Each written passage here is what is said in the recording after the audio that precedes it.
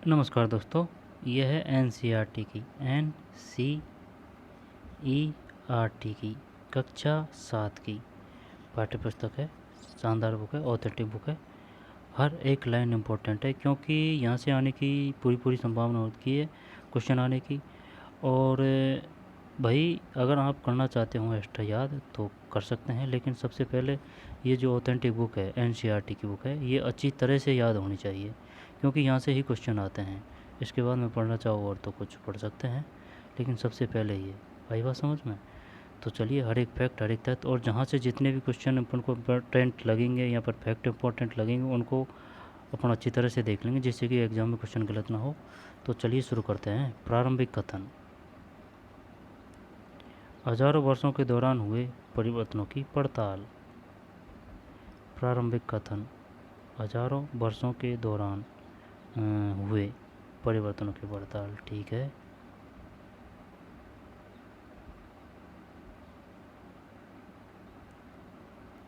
12वीं सदी के भूगोलवेत्ता अल इद्रिसी का बनाया हुआ दुनिया के नक्शे का एक हिस्सा, जिसमें भारतीय उपमहाद्वीप को भूमि से समुद्र तक दिखाया गया है। मानचित्रकार, जो व्यक्ति मानचित्र नक्शे बनाता है जिसमें भारतीय उपमहाद्वीप को भूमि से समुद्र तक दिखाया गया है।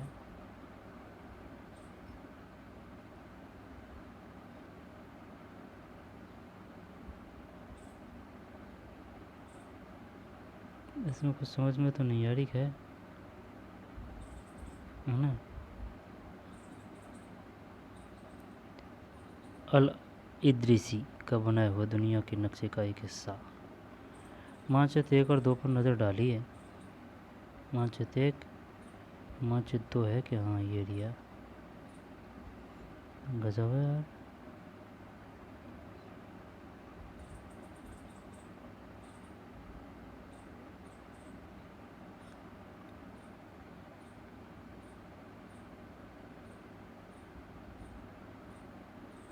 काफ़ी गहरा अध्ययन किया गया है। आई बात समझ में।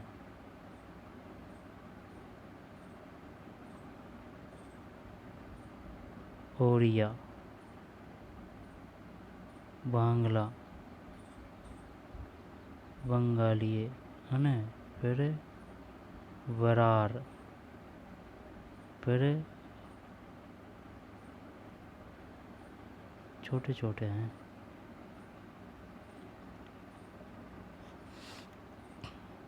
मानचित्र 1 और 2 पर नज़र डालिए। मानचित्र 1 अरब भूगोलवेत्ता अल इद्रिसी ने 1154 में बनाया था। यहाँ जो नक्शा दिया गया है वह उसके द्वारा बनाए गए दुनिया के बड़े मानचित्र का एक हिस्सा है और भारतीय उपमहाद्वीप को दर्शाता है। मानचित्र 2 एक फ्रांसीसी मानचित्रकार ने 1720 में बनवाया था। दोनों नक्शे एक ही इलाके के हैं, मगर उनमें काफ़ी अंतर है। ये है वही 1154 में, यह है 1720 में। अल इद्रिसी के नक्शे में दक्षिण भारत उस जगह है जहां हम आज उत्तर भारत ढूंढेंगे और श्रीलंका का द्वीप ऊपर की तरफ है। जगहों के नाम अरबी में दिए गए हैं और उनमें कुछ जाने पहचाने नाम भी है, जैसे कि उत्तर प्रदेश, उत्तर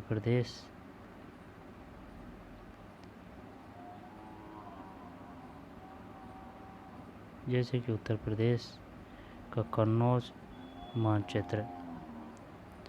मानचित्र 2 पहले मानचित्र के बनने के लगभग 600 वर्ष बाद बनाया गया है। इस कालावधि में उपमहाद्वीप के बारे में सूचनाएं काफ़ी बदल गई थी। यह नक्शा हमें ज़्यादा परिचित लगेगा। उसमें विशेषकर तटीय इलाकों के बारीक ब्यौरे देखकर आश्चर्य होता है।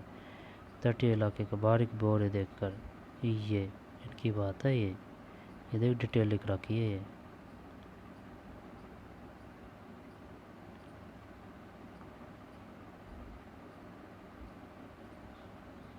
काफ़ी डिटेल लिख रखी है ना। देखकर आश्चर्य। यूरोप के नाविक तथा व्यापारी अपनी समुद्र यात्रा के लिए इस नक्शे का इस्तेमाल किया करते थे।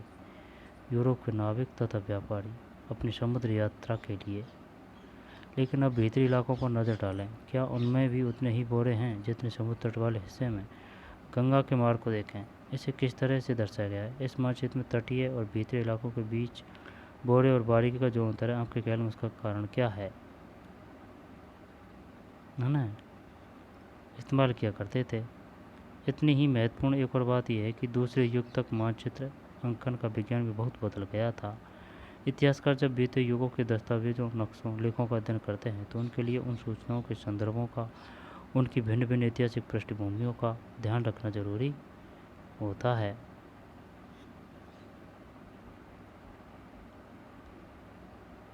18वीं सदी के आरंभ में गिवलोम द लिचले के एटलस नूवो के अनुसार यह उपमहाद्वीप गिवलोम द लिचले एटलस नूवो के अनुसार यह उपमहाद्वीप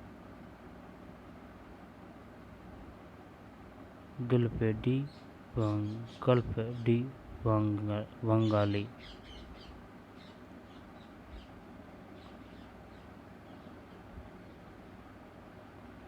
कोर डी कोरोमंडल मालाबार इधर है पश्चिम साइड।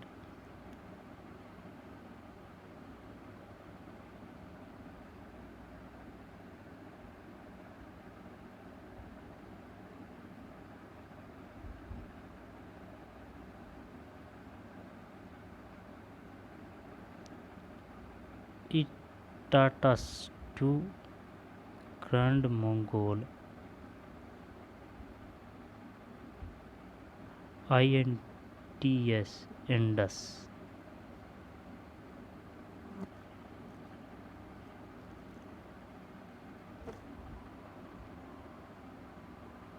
काफ़ी डिटेल लिख रखी है यार।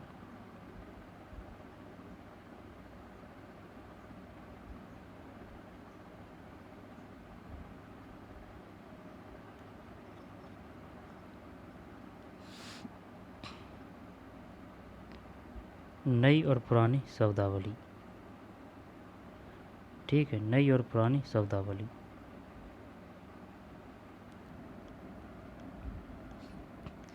नई और पुरानी शब्दावली। अगर समय के साथ साथ सूचनाओं के संदर्भ बदलते हैं तो भाषा और अर्थों के साथ क्या होता है। ऐतिहासिक अवली कई तरह की भाषाओं में मिलते हैं और ये भाषाएं भी समय के साथ साथ बहुत बदली है। सही बात है। उदाहरण के लिए मध्य युग की फारसी आधुनिक फारसी भाषा से भिन्न है। यह भिन्नता सिर्फ व्याकरण और शब्द भंडार में ही नहीं आई है, समय के साथ साथ शब्दों के अर्थ भी बदल जाते हैं। उदाहरण के लिए हिंदुस्तान शब्द ही लीजिए, आज हम इसे आधुनिक राष्ट्र भारत के अर्थ में लेते हैं। 13वीं सदी में जब फारसी के इतिहासकार मिन्हाज-ए-सिराज ने हिंदुस्तान शब्द का प्रयोग किया था तो उसका आशय पंजाब, हरियाणा और गंगा यमुना के बीच में स्थित इलाकों से था। ठीक है ना। अब वो दे देगा, बताइए सबसे पहले हिंदुस्तान शब्द का प्रयोग किया था मिन्हाज-सिराज ने। यहाँ पर मिन्हाज-सिराज ने कौन सी सदी में हिंदुस्तान शब्द का प्रयोग किया था? 13वीं। पंजाब, हरियाणा, गंगा यमुना के बीच में स्थित इलाकों से था। उसने इस शब्द का राजनीति अर्थ में उन इलाकों के लिए इस्तेमाल किया जो दिल्ली के सुल्तान के अधिकार क्षेत्र में आते थे। सल्तनत के प्रसार के साथ साथ इस शब्द के अंतर्गत आने वाले क्षेत्र भी बढ़ते गए, लेकिन हिंदुस्तान शब्द में दक्षिण भारत का समावेश कभी नहीं हुआ। इसके विपरीत 16वीं सदी के आरंभ में बाबर ने हिंदुस्तान शब्द का प्रयोग इस उपमहाद्वीप के भूगोल, पशु पक्षियों और यहाँ के निवासियों की संस्कृति का वर्णन करने के लिए किया। किसने? बाबर ने हिंदुस्तान शब्द का प्रयोग, यानी कि मिन्हाज-सिराज के बाद में मिन्हाज-सिराज ने प्रयोग किया था हिंदुस्तान शब्द का 13वीं सदी में सबसे पहले। इसके बाद में 16वीं सदी में बाबर ने हिंदुस्तान शब्द का प्रयोग किया जिसका अर्थ था भूगोल, पशु पक्षियों, यहाँ के निवासियों की संस्कृति का वर्णन करने के लिए किया। यह प्रयोग 14वीं सदी के कवि अमीर खुसरो द्वारा प्रयुक्त शब्द हिंद के ही कुछ कुछ समान था। अब वो क्या देगा? वो ये देगा, बताइए, निम्नलिखित को सम्मिलित कीजिए। 13वीं सदी है ना, 14वीं सदी, 16वीं सदी। जब 13वीं सदी में अमीर खुसरो नहीं, मिन्हाज-ए-सिराज 13वीं सदी में। 14वीं सदी में अमीर खुसरो है। फिर 16वीं सदी में बाबर। मगर जहाँ भारत को एक भौगोलिक और सांस्कृतिक सत्व के रूप में पहचाना जा रहा था, वहाँ हिंदुस्तान शब्द से भी राजनीतिक और राष्ट्रीय अर्थ नहीं जुड़े थे जो हम आज जोड़ते हैं। किसी भी शब्द का प्रयोग करने में इतिहासकारों को बहुत सावधान रहना चाहिए, क्योंकि अतीत में उन शब्दों के कुछ अलग ही अर्थ थे। उदाहरण के लिए विदेशी जैसा सीधा साधा शब्द ही ले लीजिए। हमारे लिए आज इसका अर्थ होता है ऐसा व्यक्ति जो भारतीय न हो। मध्ययुग में मानो किसी गांव में आने वाला कोई भी अनजान व्यक्ति जो उस समाज या संस्कृति में न हो, वह विदेशी कहलाता था। आई बात समझ में? आने वाला कोई अनजान व्यक्ति जो उस समाज या संस्कृति का अंग न हो, विदेशी कहलाता था। ऐसे व्यक्ति को हिंदी में परदेशी और फारसी में अजनबी कहा जा सकता है। इसलिए किसी नगरवासी के लिए वनवासी विदेशी होता था, किंतु एक ही गांव में रहने वाले दो किसान अलग अलग धार्मिक या जाति परंपराओं से जुड़े होने पर भी एक दूसरे के लिए विदेशी नहीं होते थे। गांव में रहने वाले दो किसान अलग अलग धार्मिक या जाति परंपराओं से जुड़े होने पर भी एक दूसरे के लिए विदेशी नहीं होते थे।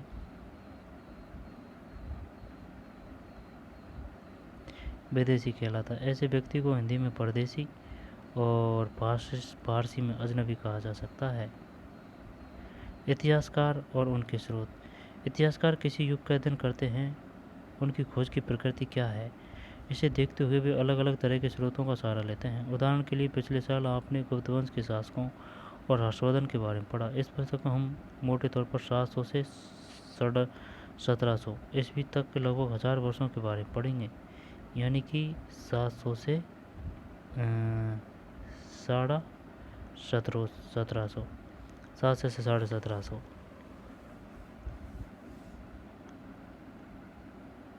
7 से 1750।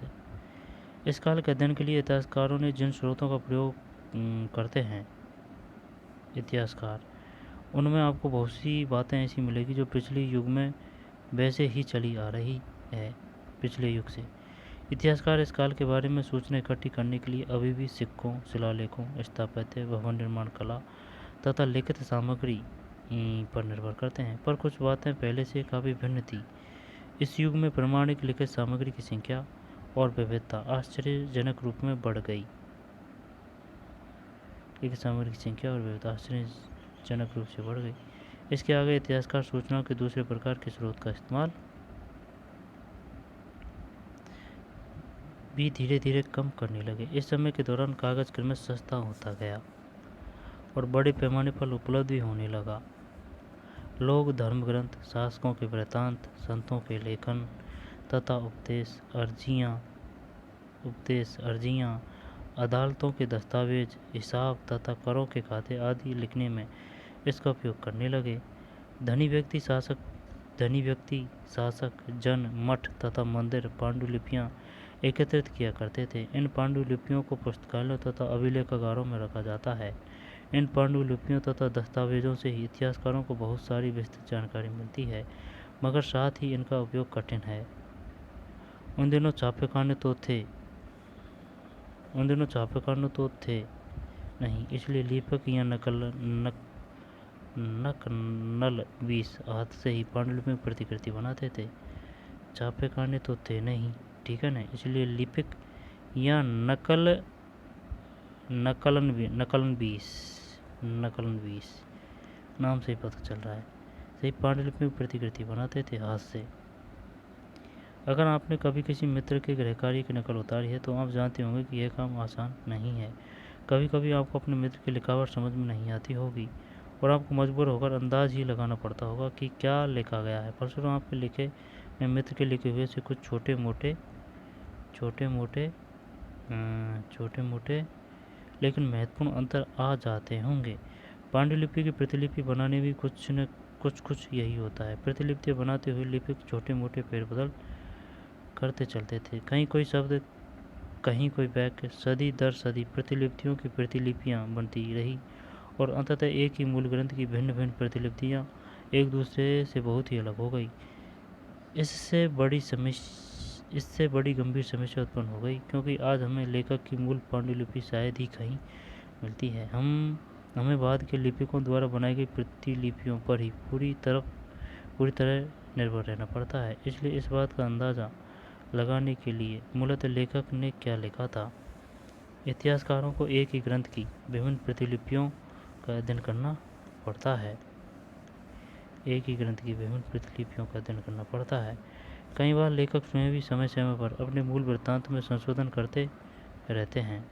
कई बार लेखक स्वयं भी समय समय पर अपने मूल वृत्तांत में संशोधन करते रहते हैं। 14वीं शताब्दी के इतिहासकार जियाउद्दीन बर्नी ने अपना वृत्तांत पहली बार 1356 में और दूसरी बार इसके 2 वर्ष बाद लिखा था।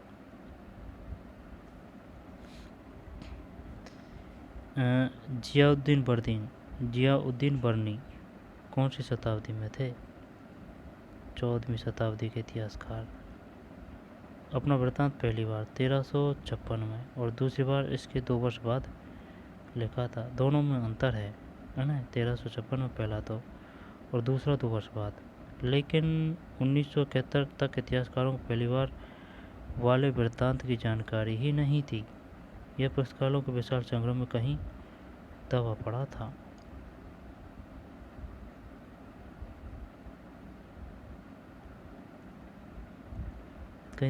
था।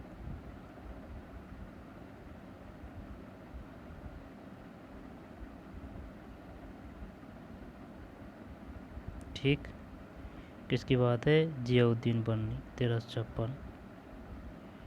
लिखावट की विभिन्न प्रकार की शैलियों के कारण फारसी और अरबी पढ़ने में कठिनाई हो सकती है। नस्तलिख लिपि, ये आ चुका है क्वेश्चन। नस्तलिख लिपि क्या है? लिखावट की विभिन्न प्रकार की शैलियों के कारण फारसी और अरबी पढ़ने में कठिनाई हो सकती है। नस्तलिख लिपि बाईं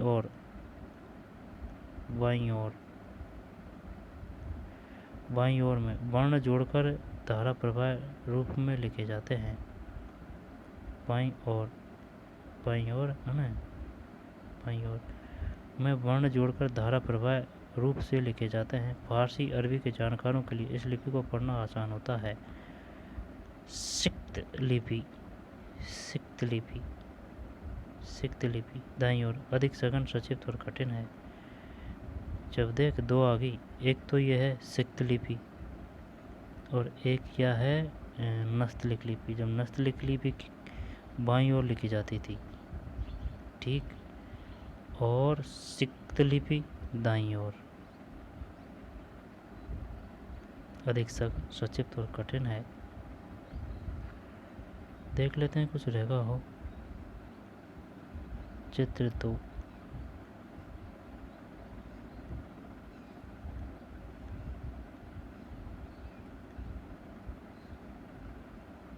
ये है वो सेकंड वाली, ये टप लग रही है उल्टी।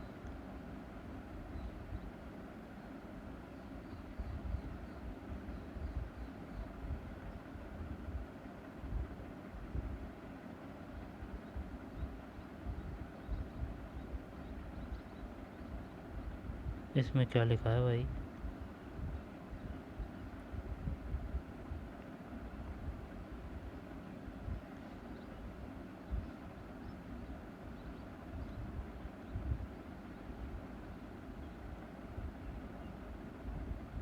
स्याही का वो है।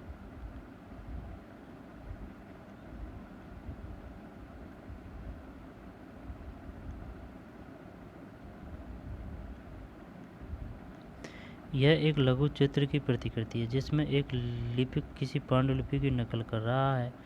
इस चित्र का आकार सिर्फ 10.5 सेंटीमीटर × 7.1 सेंटीमीटर। इस छोटे आकार के कारण इसे लघु चित्र या मिनिएचर कहा जाता है। कभी कभी इन लघु चित्रों का प्रयोग लेख में आई पांडुलिपियों को स्पष्टता प्रदान करने के लिए किया जाता था।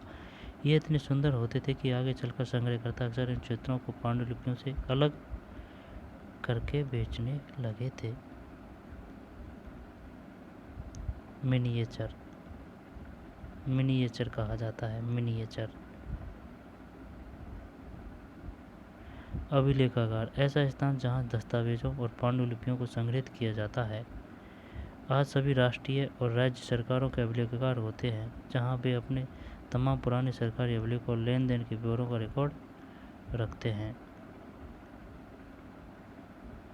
कागज का मूल्य। इन दो प्रसंगों की तुलना कीजिए। 13वीं सदी के मध्य में एक विद्वान को पुस्तक की प्रतिलिपि की जरूरत पड़ी।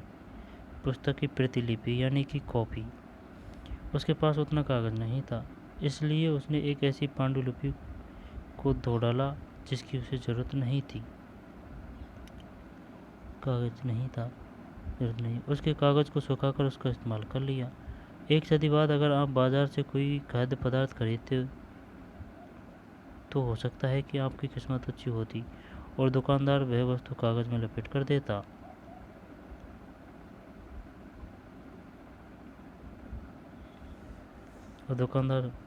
कागज़ में लपेट कर देता।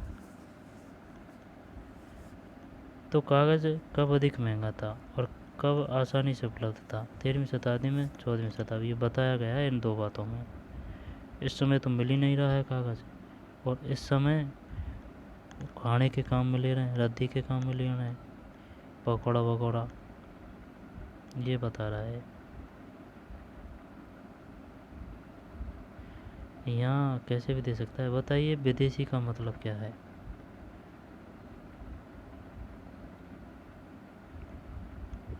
क्या आपको ऐसे कुछ शब्दों का ध्यान आता है जिनके अर्थ भिन्न भिन्न संदर्भों में बदल जाते हैं, लेकिन अब भीतरी इलाकों पर नजर नहीं पढ़ लिया अपन, है ना?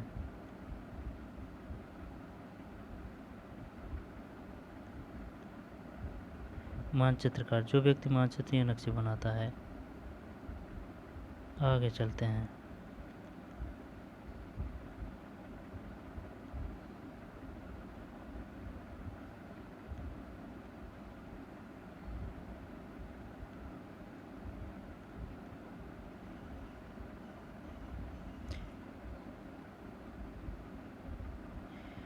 ठीक कहीं दबा पड़ा था। अब है नए सामाजिक और राजनीतिक समूह है। सन 700 और 1750 के बीच के 1000 वर्षों का अध्ययन इतिहासकारों के आगे भारी चुनौती रखता है, मुख्य रूप से इसलिए कि इस पूरे काल में बड़े पैमाने पर और अनेक तरह के परिवर्तन हुए। इस काल में अलग अलग समय पर नई प्रौद्योगिकी के दर्शन होते हैं, जैसे सिंचाई में रेहट, कताई में चरखे और युद्ध में आग्नेयास्त्र, बारूद वाले हथियार का इस्तेमाल। रेहट, चरखे, आग्नेयास्त्रों। इस उपमहाद्वीप में नई तरह का खान पान भी आया। आलू, मक्का, मिर्च, चाय और कॉफ़ी।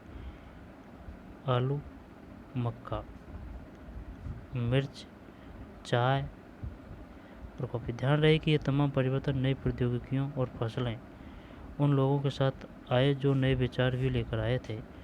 परिणामस्वरूप यह काल आर्थिक, राजनीतिक, सामाजिक और सांस्कृतिक परिवर्तनों का भी काल रहा है। ठीक है। परिणामस्वरूप यह काल आर्थिक, राजनीतिक, सामाजिक, सांस्कृतिक परिवर्तनों का भी काल रहा है। इस युग में लोगों की गतिशीलता, एक स्थान से दूसरे स्थान पर आना जाना भी बहुत बढ़ गया था। अवसर की तलाश में लोगों के झुंड दूर दूर की यात्राएं करने लगे। इस उपमहाद्वीप में अपार संपदा और अपना भाग्य गढ़ने के लिए अपार संभावनाएं मौजूद थी। इस काल में जिन समुदायों का महत्व बढ़ा, उनमें एक समुदाय था राजपूत, जिसका नाम राजपुत्र था, राजा का पुत्र से निकला। 8वीं से 14वीं सदी के बीच यह नाम आमतौर पर योद्धाओं के उस समूह के लिए प्रयुक्त होता था जो क्षत्रिय वर्ण के होने का दावा करते थे। 8वीं से 14वीं।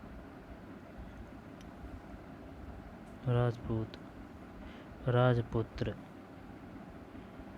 राजपूत शब्द के अंतर्गत केवल राजा और सामंत वर्ग ही नहीं, बल्कि वे सेनापति और सैनिक भी आते थे जो पूरे उपमहाद्वीप में अलग अलग शासकों की सेनाओं में सेवारत थे। कवि और चारण राजपूतों की आचार संहिता, प्रबल पराक्रम और स्वामी भक्ति का गुणगान करते थे। कवि और चारण। इस युग में राजनीतिक दृष्टि से महत्व हासिल करने के अवसरों का लाभ मराठा, सिख, जाट, अहोम और कायस्थ, मुख्यतः लिपिकों और मुंशियों का कार्य करने वाली जाति। इस युग में राजनीतिक दृष्टि से महत्व हासिल करने के अवसरों का लाभ मराठा, सिख, जाट, अहोम और कायस्थ, मुख्यतः लिपिकों और मुंशियों का कार्य करने वाली जाति आदि समूह ने भी उठाया। इस पूरे काल के दौरान क्रमशः जंगलों की कटाई हो रही थी।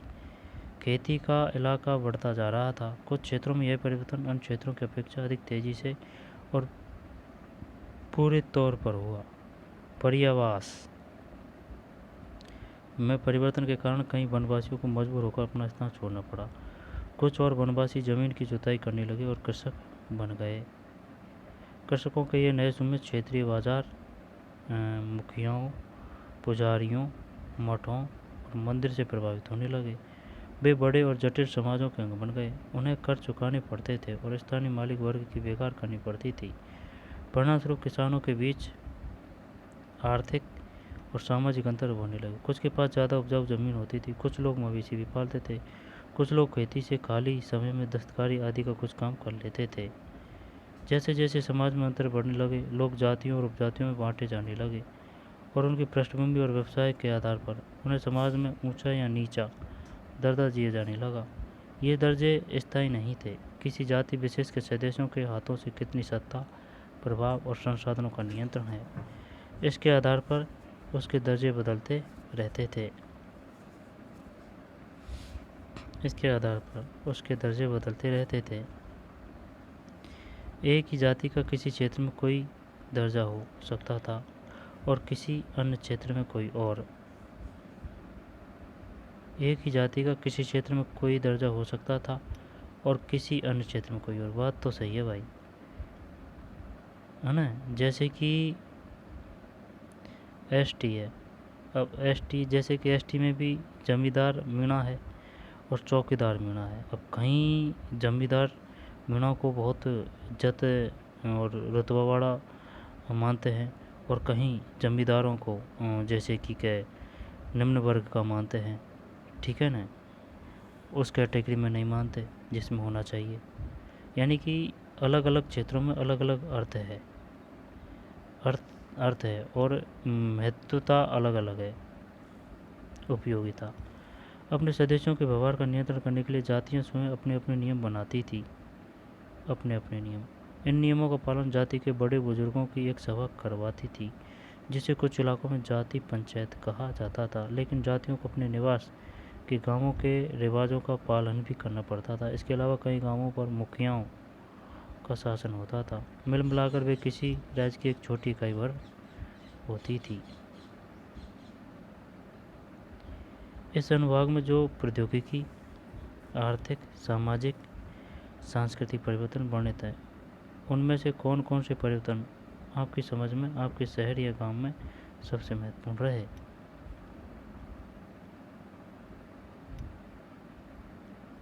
पर्यावास, इसका तात्पर्य किसी भी क्षेत्र के पर्यावरण और वहाँ रहने वालों की सामाजिक और आर्थिक जीवन शैली से। अच्छा, पर्यावास अलग चीज़ है, पर्यावरण अलग चीज़ है।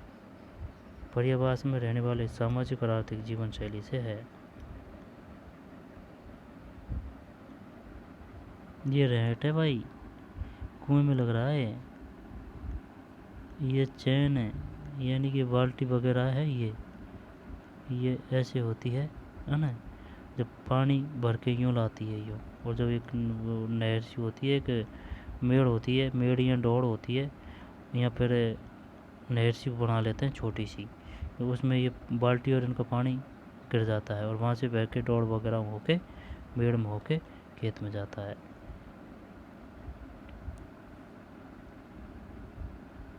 और ये एक उससे वो लगा रहता है, जो बैल घूमता है ना चारों बैल, उससे घूमता है ये पहिया, ठीक है ना, चक्कर वगैरह से। यूट्यूब पे वीडियो पड़े देख लेना, काफ़ी है। रेट सर्च करें मिल जाएगा क्या होता है रेट।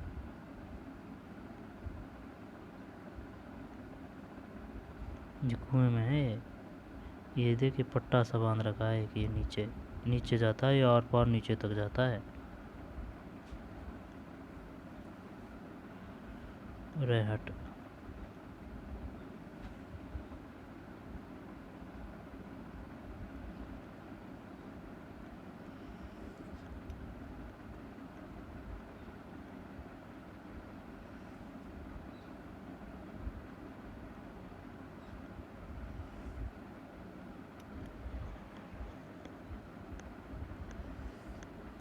क्षेत्र और साम्राज्य। क्षेत्र और साम्राज्य।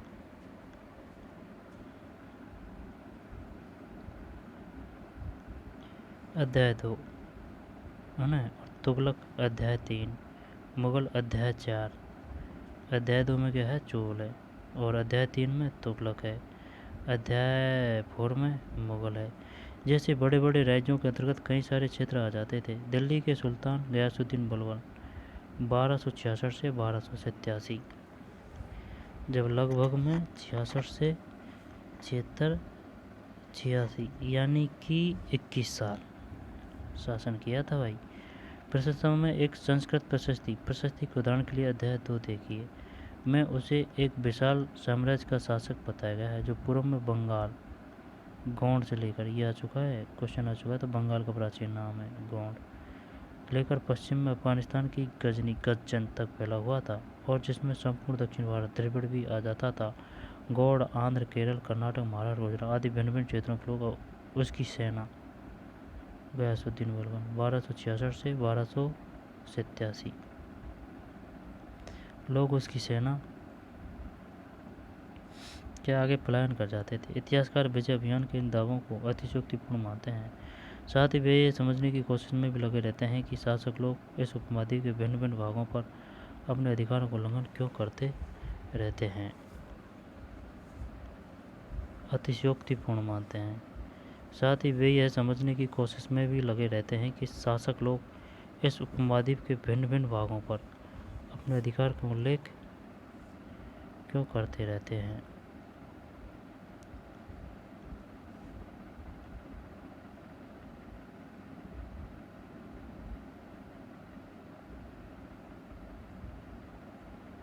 क्या हम समझते हैं कि शासक ऐसे दावे क्यों करते थे। भाषा तथा क्षेत्र। सन 1318 में कवि अमीर खुसरो ने इस बात पर गौर किया था कि इस देश के हर क्षेत्र की एक अलग भाषा है। सिंधी, लाहौरी, काश्मीरी, द्वार समुद्री दक्षिण कर्नाटक में, तेलंगानी आंध्र प्रदेश में, गुजरी गुजरात में, मावरी तमिलनाडु में, गोंडी बंगाल में, अवधी पूर्वी उत्तर प्रदेश में, हिंदवी दिल्ली के आसपास के क्षेत्र में। अमीर खुसरो ने आगे बतलाया कि इन भाषाओं के विपरीत एक भाषा संस्कृत भी है, जो किसी विशेष क्षेत्र की भाषा नहीं है। यह एक प्राचीन भाषा है जिसे केवल ब्राह्मण जानते हैं, आम जनता नहीं। अमीर खुसरो द्वारा उल्लिखित भाषाओं की एक सूची बनाइए, और एक सूची उन भाषाओं के नामों की बनाई जो उनके द्वारा उल्लिखित क्षेत्रों में आज बोली जाती है। जो नाम एक से हैं उन्हें रेखांकित कीजिए, और जो नाम भिन्न हैं उनके चारों ओर घेरा खींचिए। क्या आपने ध्यान दिया कि समय के साथ साथ भाषाओं के नाम बदल गए हैं। सही है, समय के साथ साथ भाषाओं के नाम बदल गए हैं।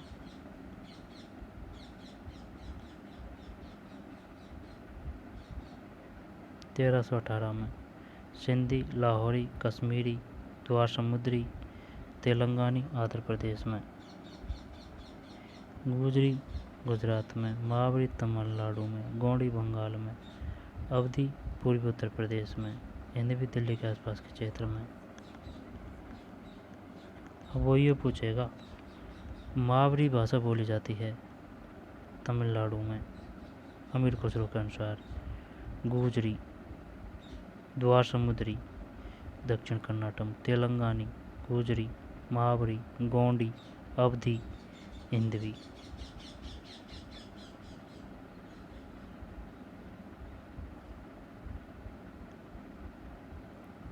ठीक, अधिकार उल्लेख क्यों करते रहते हैं।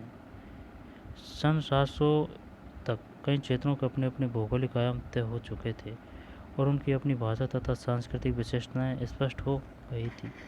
अध्याय 7 में आपको इनके बारे में और अधिक जानकारी मिलेगी। ये क्षेत्र विशेष शासक राजवंशों से भी जुड़ गए थे। इन राज्यों के बीच काफ़ी टकराहटें चलती रहती थी। कभी कभी चोल, खिलजी, तुगलक, मुगल जैसे राजवंश अनेक क्षेत्रों में फैला एक विशाल साम्राज्य भी खड़ा कर लेते थे।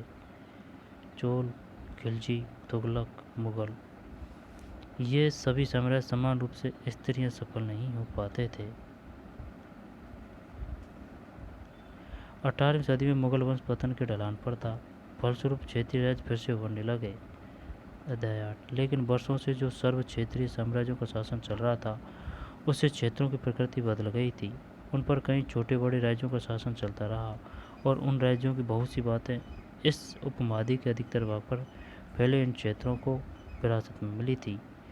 इस तथ्य का पता हमें उन कई परंपराओं से लगता है जो इन क्षेत्रों में उभरी थी।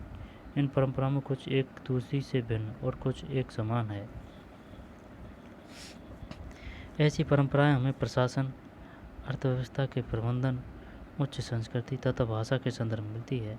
सन 700 से लेकर 1750 के बीच के 1000 वर्षों में इन विभिन्न क्षेत्रों की प्रकृति एक दूसरे से कटकर अलग अलग नहीं पनपी थी। हालांकि इनके चरित्र की अपनी विशेषताएं बनी रही थी, मगर समन्वय की सर्व क्षेत्रीय ताकतों का प्रभाव उन पर पड़ा था। सन 700 से 1750 बीच के 1000 वर्षों में इन विभिन्न क्षेत्रों की प्रकृति एक दूसरे से कटकर अलग अलग नहीं पनपी थी। हालांकि उनके चरित्र की अपनी विशेषताएं बन रही थी, मगर समन्वय की सर्व क्षेत्रीय ताकतों का प्रभाव उन पर पड़ा था। पुराने और नए धर्म। पता लगाइए कि क्या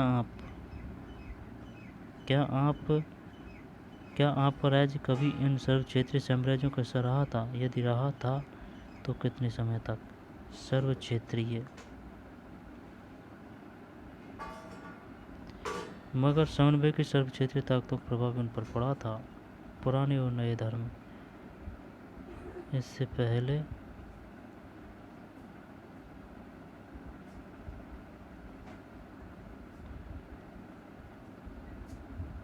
ऐसे दावे क्यों करते थे? ये क्या है? मिस्र के शहाबुद्दीन उमरी द्वारा रचित मसालिक अल अफसर फी ममालिक अल अमसर के अनुसार मोहम्मद तुगलक के राज्यकाल में दिल्ली सल्तनत के अंतर्गत आने वाले प्रांत मोहम्मद तुगलक ये कौन सा है? ये वही है, मोहम्मद बिन तुगलक, है ना। जब इम्पोर्टेंट है, क्या है? आने वाले प्रांत है सिविस्तान फर्स्ट, ये सिविस्तान है ना। मोहम्मद बिन तुगलक की टाइम की बात है। इसके बाद में उच्च जो बन के अब हो गया कच्छ, है ना। फिर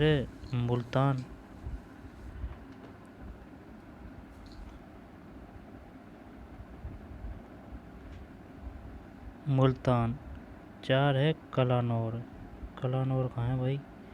4 है ना, 4 कलानौर है ये, कलानौर उस समय के नाम है कलानौर। फिर लाहौर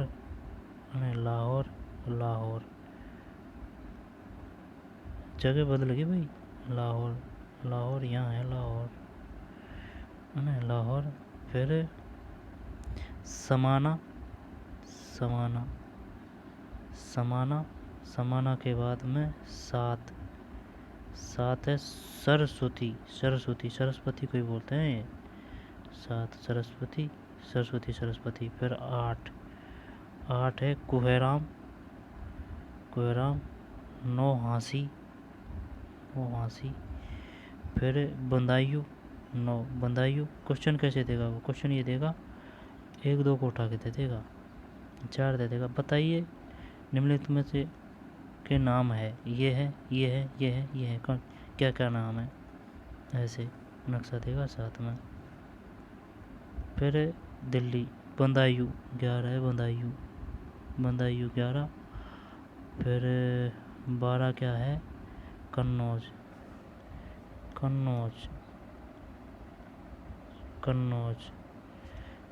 के बाद में 13 कड़ा है ना, ये कड़ा है। कड़ा के बाद में 14 है अवध 14 अवध। फिर बिहार एक्सवी बिहार, एक्सवी बिहार है ना, बिहार। 10 और 5 15। 16 लखनौती,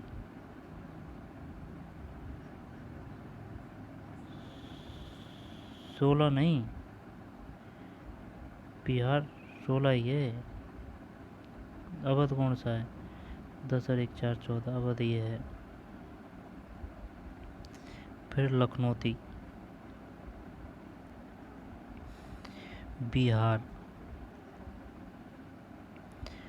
फिर एक्स भी लखनौती, यानी 16।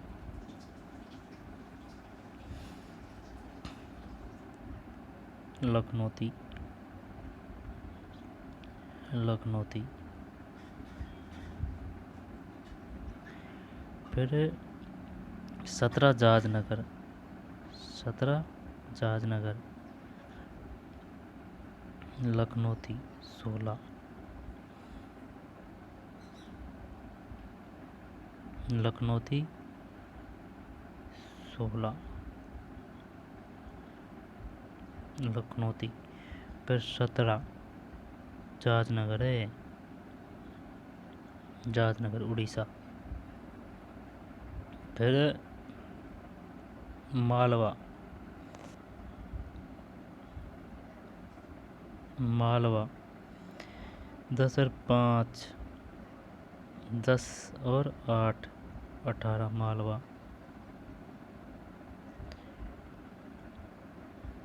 मालवा। फिर गुजरात, गुजरात देवगिरी XX, देवगिरी। फिर तेलंगाना 11, तेलंगाना है कौन सा? ये तेलंगाना।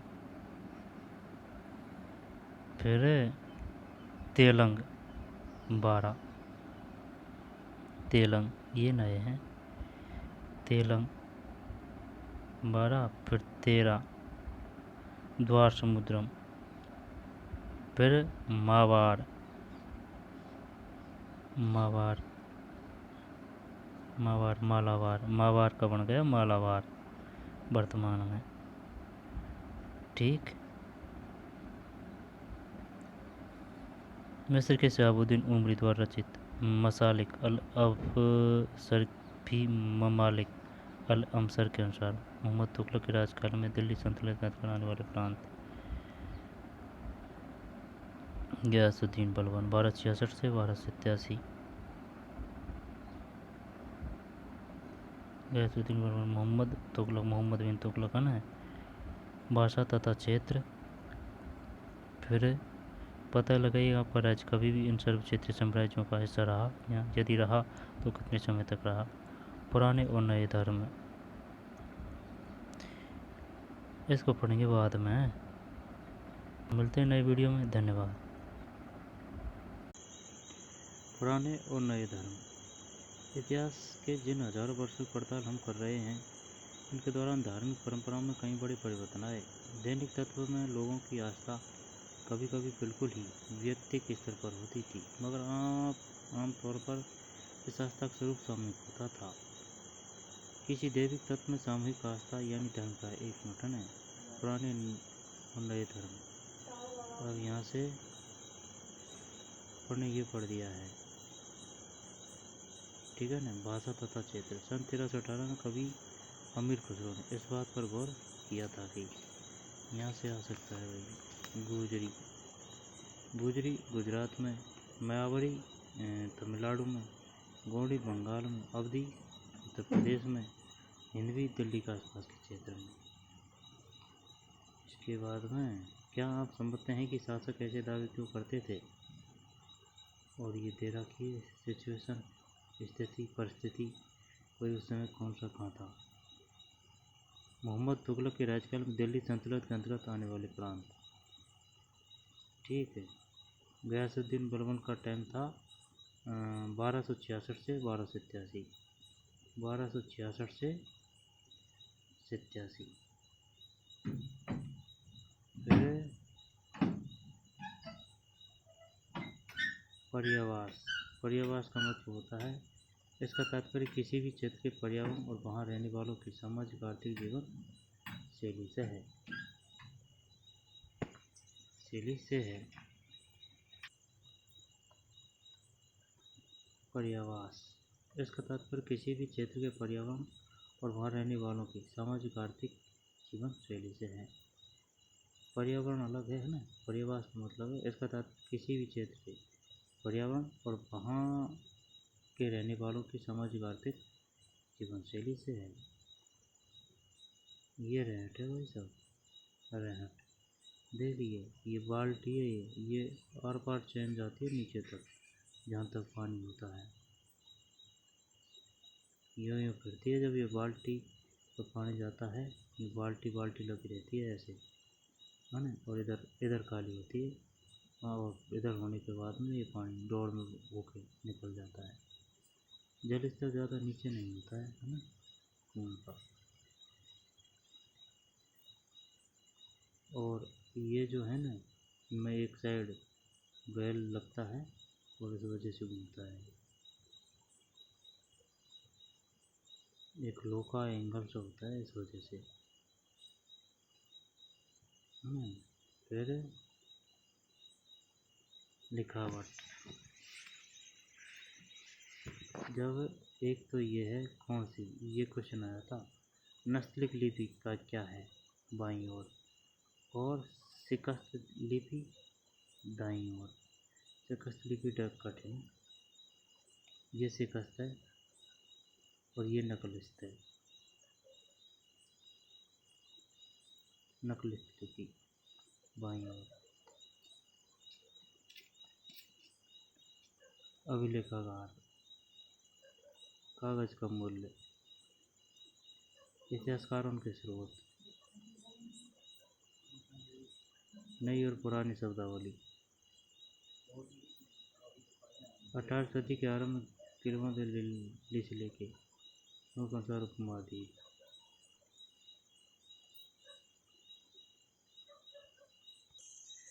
अब आगे चलते हैं।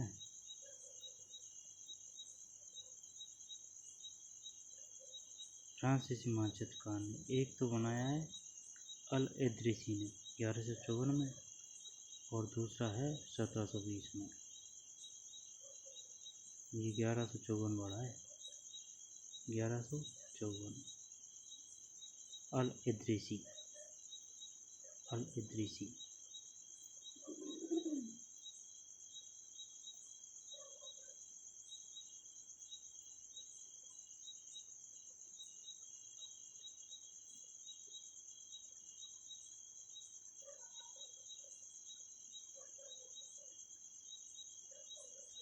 आगे चलते हैं।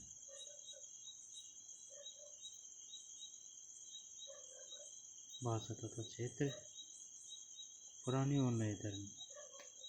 ठीक, इतिहास के जिन हजारों वर्षों की पड़ताल हम कर रहे हैं, इनके दौरान धार्मिक परंपराओं के कई बड़े परिवर्तन आए। दैविक तत्व में लोगों की आस्था कभी कभी बिल्कुल ही व्यक्तिगत स्तर पर होती थी, मगर आमतौर पर इस आस्था का स्वरूप सामूहिक होता था। किसी भी दैविक तत्व में सामूहिक आस्था यानी कि धर्म या स्थानीय समुदायों के सामाजिक और आर्थिक संगठन से संबंधित होती थी। जैसे जैसे इन समुदायों का सामाजिक संसार बदलता गया, वैसे इनकी आस्था में परिवर्तन आता है। पुराने और नए धर्म, जैसे जैसे इन समुदायों का सामाजिक संसार बदलता गया, वैसे इनकी आस्थाओं में भी परिवर्तन आता गया। पुराने और नए धर्म, आज हम जिसे हिंदू धर्म कहते हैं, उसमें भी इसी युग में महत्वपूर्ण बदलाव है। इन परिवर्तनों में से कुछ थे नए देवी देवताओं की पूजा, राजाओं द्वारा मंदिरों का निर्माण, और समाज में पुरोहितों के रूप में ब्राह्मणों का बढ़ता महत्व तथा बढ़ती सत्ता आदि। संस्कृत ग्रंथों के ज्ञान के कारण समाज में ब्राह्मणों का बड़ा आदर होता था, इनके संरक्षक थे। ब्राह्मणों को बड़ा आदर होता था, इनके संरक्षक थे नए नए शासक जो उसमें प्रतिष्ठा की छाया में थे। इन संरक्षकों का समर्थन होने के कारण समाज में उनका दबदबा और भी बढ़ गया था। ठीक है, संरक्षक, संरक्षक का मतलब होता है कोई प्रभावशाली धनी व्यक्ति जो किसी कलाकार, शिल्पकार, विद्वान तथा अभिजात जैसे किसी अन्य व्यक्ति को मदद या सहारा दे, वो होता है संरक्षक। क्या आपको संस्कृत ज्ञान एवं ब्राह्मणों के बारे में अमीर खुसरो की टिप्पणियां याद है?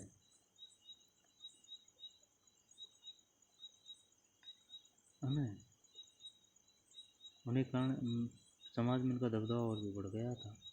इस युग में एक महत्वपूर्ण परिवर्तन भक्ति की अवधारणा के रूप में आया। इसमें ईश्वर की कल्पना एक ऐसे प्रेमेल इष्ट देवी देवता के रूप में की गई थी। इसमें ईश्वर की कल्पना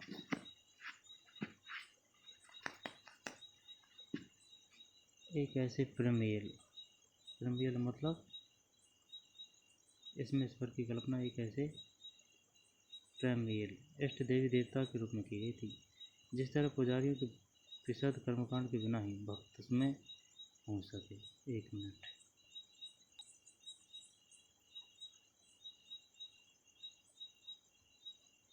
इस युग में एक महत्वपूर्ण परिवर्तन भक्ति की अवधारणा के रूप में आया। इसमें ईश्वर की कल्पना एक ऐसे प्रेमल इष्ट देवी देवता के रूप में की गई। जिस तरह पुजारियों के विशद कर्मकांड के बिना ही भक्त उसमें पहुंच सके। इस विषय में और साथ ही दूसरी परंपराओं के बारे में आपको अध्याय 6 में जानकारी मिलेगी। इस विषय में और साथ ही दूसरी परंपराओं के बारे में आपको, वो बात तो सही है, लेकिन ये क्या कर रहा है, इसमें ईश्वर की कल्पना एक ऐसे प्रेमल इष्ट देवी देवता के रूप में की गई थी जिस तक पुजारियों के विशेष कर्मकांड के बिना ही भक्त उसमें पहुंच सके। इस विषय में और साथ ही दूसरी परंपराओं के बारे में आपको अध्याय 6 में जानकारी मिलेगी। यही वह युग था जिसमें इस उपमहाद्वीप में नए नए धर्मों का भी आगमन हुआ। कुरान शरीफ का संदेश भारत में पहले 7वीं सदी में व्यापारियों और आप्रवासियों के जरिए पहुंचा। 7वीं सदी में व्यापारियों और आप्रवासियों, व्यापारियों को तो जानते हैं, लेकिन आप्रवासियों मतलब के जरिए पहुंचा। मुसलमान कुरान शरीफ को अपना धर्म ग्रंथ मानते हैं। ये क्वेश्चन आया था कि भाई जैसे कि रामायण हिंदू धर्म है ना, कुरान मुसलमान और बाइबल ईसाई, ऐसे सम्मिलित कीजिए। मुसलमान कुरान शरीफ को अपना धर्म ग्रंथ मानते हैं। केवल एक ईश्वर अल्लाह की सत्ता को स्वीकार करते हैं, जिसका प्रेम, करुणा, उदारता, अपने में आस्था रखने वाले हर व्यक्ति को गले लगाता है, चाहे उस व्यक्ति की सामाजिक पृष्ठभूमि कुछ भी रही हो। प्रेम, करुणा, उदारता, अपने में आस्था रखने वाले हर व्यक्ति को गले लगाता है, चाहे उस व्यक्ति की सामाजिक पृष्ठभूमि कुछ भी रही हो। कई शासक इस्लाम और उसके विद्वान धर्म शास्त्रियों और न्याय शास्त्रियों अर्थात उलमा को संरक्षण देते थे। कई शासक इस्लाम और उसके विद्वान धर्मशास्त्रियों और न्याय शास्त्रियों अर्थात उलमा को, उलमा कहते हैं धर्मशास्त्रियों और न्याय शास्त्रियों को कहते हैं शायद उलमा। हिंदू धर्म की भांति इस्लाम के अनुयायी भी अपने धर्म की अलग अलग तरह से व्याख्या करते थे। मुसलमानों में कुछ शिया थे जो पैगंबर साहब के दामाद अली को मुसलमान को विधि सम्मत नेता मानते थे।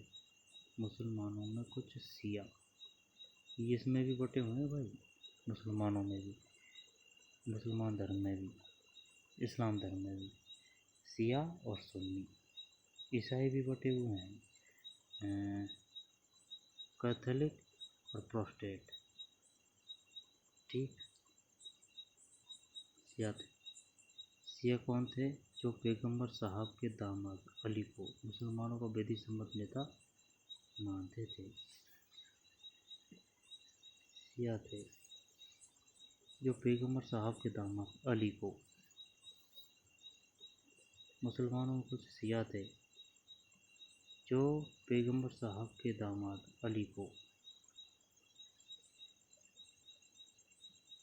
मुसलमानों में कुछ शिया थे जो पैगंबर साहब के दामाद अली को मुसलमानों को विधि सम्मत। ये बताइए पैगंबर साहब के दामाद का नाम क्या था? अली। और दामाद अली को मुसलमानों को विधि सम्मत नेता कौन कौन मानते थे? शिया।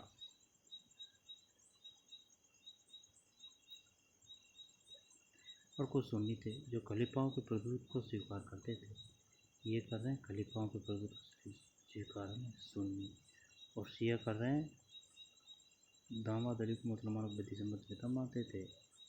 इस्लाम के आरंभिक दौर में इस धर्म का नेतृत्व करने वाले खलीफा कहलाते थे और आगे भी इनकी परंपरा चलती रही। इस्लामिक न्याय सिद्धांत विशेषकर भारत में हनफी और शफी ऐसे सिद्धांत हैं।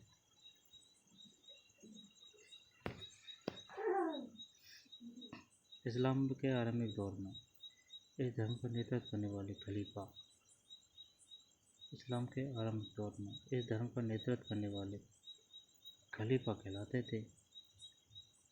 आरंभिक दौर की बात है और आगे भी इनकी परंपरा चलती रही। इस्लामिक न्याय सिद्धांत विशेषकर भारत में हनफी और शफी ऐसे सिद्धांत हैं। हनफी और शफी की विभिन्न परंपराओं में भी कई महत्वपूर्ण अंतर रहे हैं। ऐसे ही धर्म सिद्धांतों तथा रहस्यवादी विचारों को लेकर विभिन्नताएं देखने को मिलती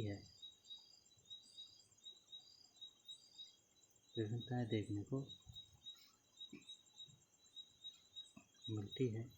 समय और इतिहास के कालखंडों पर विचार।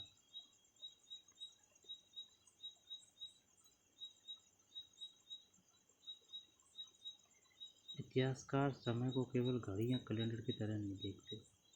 समय और इतिहास के कालखंडों पर विचार। समय और इतिहास के कालखंडों पर इतिहासकार समय को केवल घड़ी या कैलेंडर की तरह नहीं देखते, यानी केवल घंटों, दिन या वर्षों के बीतने के रूप में ही नहीं देखते। उनका नज़रिया यह है कि समय सामाजिक और आर्थिक संगठन में आने वाले परिवर्तनों को झलकाता है। यह दिखलाता है कि विचारों और विश्वासों में कितना स्थायित्व रहा है और कितना परिवर्तन आया है। यदि अतीत को समान विशेषता रखने वाले कुछ बड़े बड़े हिस्सों, गुणों या कालों में बांट दिया जाए तो समय का अध्ययन कुछ आसान हो जाता है। ठीक, समय और इतिहास के कालखंडों पर विचार।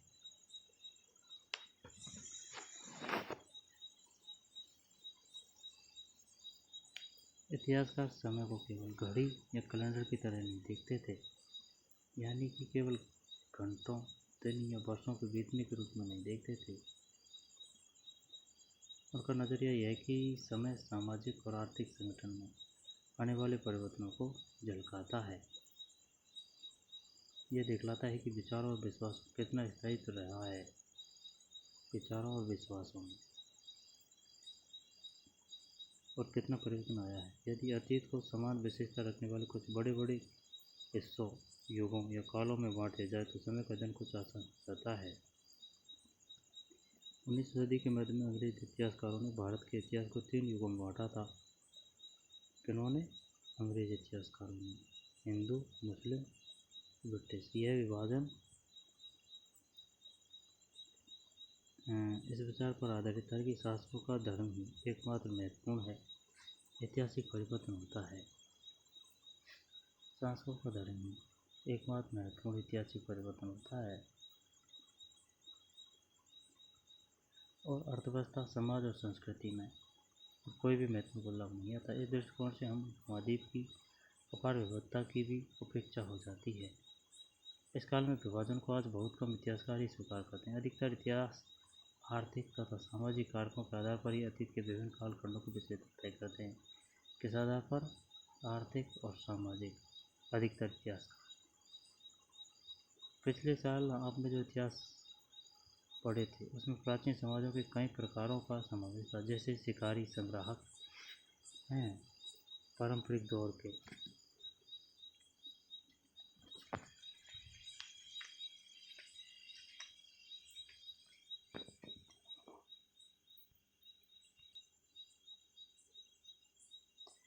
इस काल विभाजन को आज बहुत कम इतिहासकार ही स्वीकार करते हैं।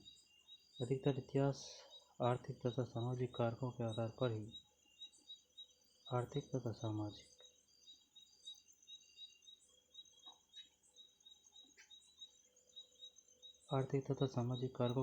ही अतीत के विभिन्न कालखंडों की विशेषता तय करते हैं। पिछले साल आपने जो इतिहास पढ़े उसमें प्राचीन समाजों के कई प्रकारों का समावेश था, जैसे शिकारी संग्राहक, प्रारंभिक दौर के कृषिकर्मी, शहरों और गांवों के निवासी, प्रारंभिक दौर के राजा और साम्राज्य। इस काल आप जो इतिहास पढ़ेंगे उसे प्राय मध्यकालीन इतिहास कहा जाता है। इस काल आप जो इतिहास पढ़ेंगे उसे प्राय मध्यकालीन इतिहास कहा जाता है। ठीक।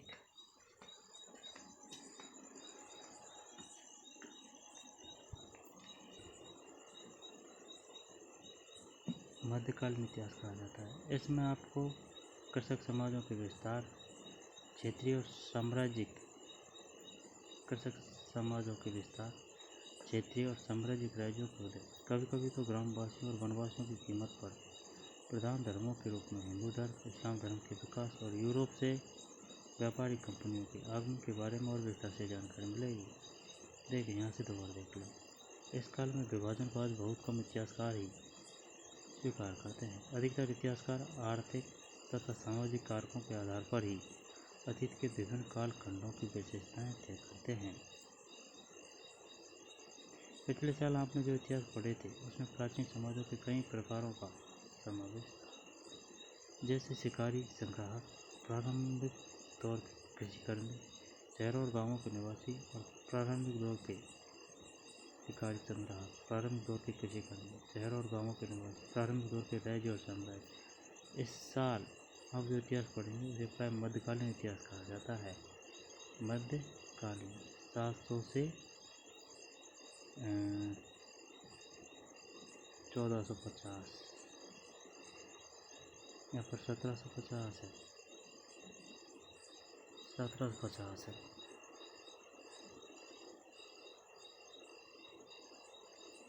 इसमें आपको कृषक समाजों के विस्तार, क्षेत्रीय और साम्राज्यिक राज्यों को दे, कभी कभी तो ग्रामवासियों और वनवासियों की कीमत पर, प्रधान धर्मों के रूप में हिंदू धर्म, इस्लाम धर्म के विकास, ग्रामवासियों और वनवासियों की कीमत पर, प्रधान धर्मों के रूप में हिंदू धर्म, इस्लाम धर्म के विकास, यूरोप से व्यापारिक कंपनियों के आगमन के बारे में और विस्तार से जानकारी मिलेगी। भारत के इतिहास के ये 1000 साल अनेक बदलावों के साक्षी रहे हैं। आखिर 16वीं और 18वीं शताब्दी, 8वीं या 11वीं शताब्दी से काफ़ी भिन्न है। सही है भाई, 16वीं और 18वीं शताब्दी 8वीं और 11वीं शताब्दी से काफ़ी भिन्न थी। इसलिए सारे काल को एक ऐतिहासिक इकाई के रूप में देखने से विषयों से खाली नहीं है। फिर मध्यकाल की तुलना प्राय आधुनिक काल से की जाती है। फिर मध्यकाल की तुलना प्राय आधुनिक काल से की जाती है। आधुनिकता के साथ भौतिक उन्नति और बौद्धिक प्रगति का भाव जुड़ा हुआ है। आधुनिकता के साथ भौतिक उन्नति और बौद्धिक प्रगति का भाव जुड़ा हुआ है। इससे यहाँ से यह निकलता है कि मध्यकाल रूढ़िवादी था और उस दौरान कोई परिवर्तन हुआ ही नहीं। लेकिन हम जानते हैं ऐसा नहीं था। इन 1000 वर्षों के दौरान इस उपमहाद्वीप के समाजों में प्राय परिवर्तन आते रहे और कई क्षेत्रों की अर्थव्यवस्था तो इतनी समृद्ध हो गई कि उसने यूरोप की व्यापारिक कंपनी को भी आकर्षित करना प्रारंभ कर दिया। इस पुस्तक को पढ़ते समय आप परिवर्तन के चिन्हों तथा यहाँ सक्रिय ऐतिहासिक प्रक्रियाओं पर ध्यान देते चलें और जब भी संभव हो इस पुस्तक में आप जो पढ़ रहे हैं उसकी तुलना पिछले वर्ष पढ़ी हुई बातों से करने की कोशिश करें। जहाँ भी संभव हो यह देखें कि कहाँ बदलाव हुए हैं और कहाँ नहीं, और आज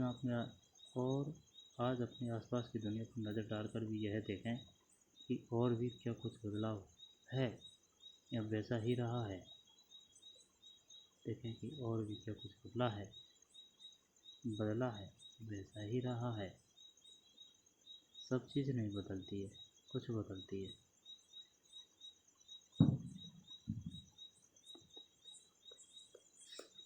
आगे चलते हैं। ये पाठ हो गया भाई।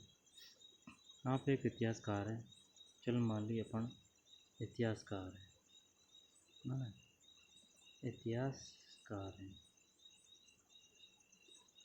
तो इस अध्याय में उल्लिखित कोई एक विषय आर्थिक, सामाजिक और राजनीतिक इतिहास चुनिए और समझाइए कि आपके विचार में उसकी जानकारी हासिल करना क्यों दिलचस्प होगा।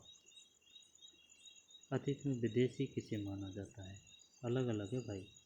विदेशी का टाइम परिस्थिति के अनुसार अलग अलग आता है। विदेशी नीचे को लिखित बात है, सही है गलत? देखते हैं। सन 700 के बाद के काल के संबंध में अभिलेख नहीं मिलते।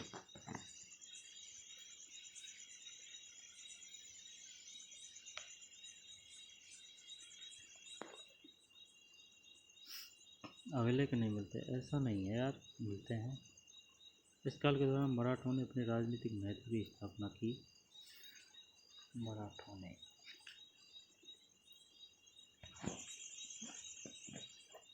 चल मान लेते हैं सन 700 के बाद के काल के संबंध में अभिलेख नहीं मिलते हैं। 700 के काल के संबंध में अभिलेख नहीं मिलते हैं। इस काल के दौरान मराठों ने अपने राजनीतिक महत्व की स्थापना की।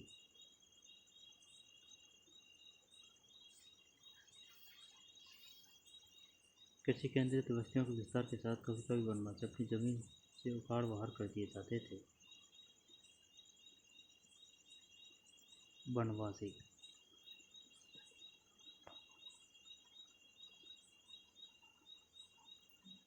सही है। इस काल के दौरान मराठों ने अपने राजनीतिक महत्व की स्थापना की। ये भी सही है। ये अभिलेख नहीं मिलते, ये कोई सही नहीं है भाई, हमें देख लेना और इसके को, जबकि ये सही है, ये सही है। सुल्तान गयासुद्दीन बलबन असम, मणिपुर तथा कश्मीर का शासक था। असम नहीं, गलत है। असम तो था ही नहीं था। रेगिस्तानों को भरे अभिलेखागारों में डिजिटल रखे जाते हैं। अभिलेखागारों में 14वीं सदी का एक इतिहासकार था।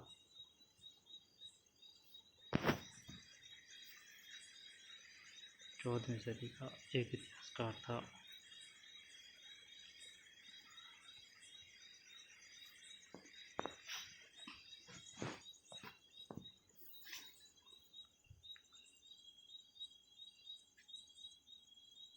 अभिलेखागारों में 14वीं सदी का इतिहास, 14वीं सदी का एक इतिहासकार था। खाली खाली खाली खाली। और इस उपमहाद्वीप में इस काल के दौरान लाई गई कुछ नई फसलें हैं। ठीक है। इस काल में हुए कुछ प्रौद्योगिकी परिवर्तनों की तारीफ दें। इस काल के दौरान हुए कुछ मुख्य धार्मिक परिवर्तनों की जानकारी दें। पिछली कई शताब्दियों में हिंदुस्तान शब्द का अर्थ कैसे बदला है। जातियों के मामले कैसे नियंत्रित किए जाते थे। सर्व क्षेत्रीय साम्राज्य से आप क्या समझते हैं। पांडुलिपियों का उपयोग इतिहासकारों के सामने कौन कौन सी समस्या आती है। इतिहासकार अतीत को कालों या युगों में कैसे विभाजित करते हैं। क्या इस कार्य में उनके सामने कोई कठिनाई आती है, क्यों नहीं आती।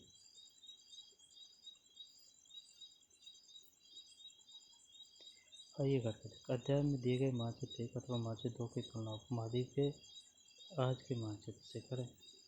तुलना करते हुए दोनों के बीच कितनी भी समानताएं असमानताएं मिलती है, उनकी सूची बनाएं।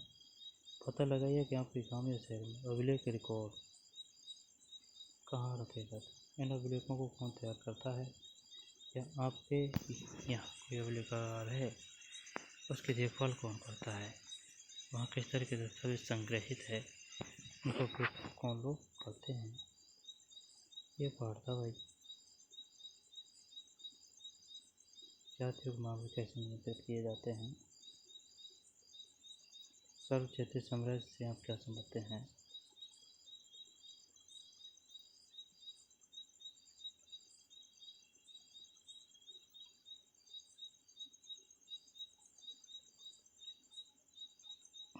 अध्याय में दिए गए मानचित्र 1 अथवा मानचित्र 2 की तुलना उपमहाद्वीप के आज के मानचित्र से करें। तुलना करते हुए दोनों के बीच जितनी भी समानता असमानता मिलती है, उनकी सूची बनाइए। पता लगाइए कि आपके गांव या शहर में अभिलेख रिकॉर्ड कहाँ रखे जाते हैं। इन अभिलेखों को कौन तैयार करता है। क्या आपके यहाँ कोई अभिलेखागार है, उसकी देखभाल कौन करता है। वहाँ किस तरह के दस्तावेज संग्रहित है, इसका उपयोग कौन लोग करते हैं।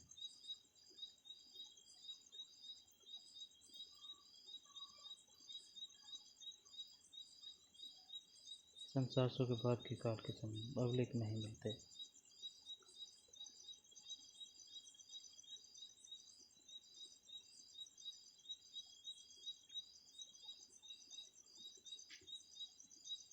ठीक, चलिए मिलते हैं नई वीडियो में। धन्यवाद।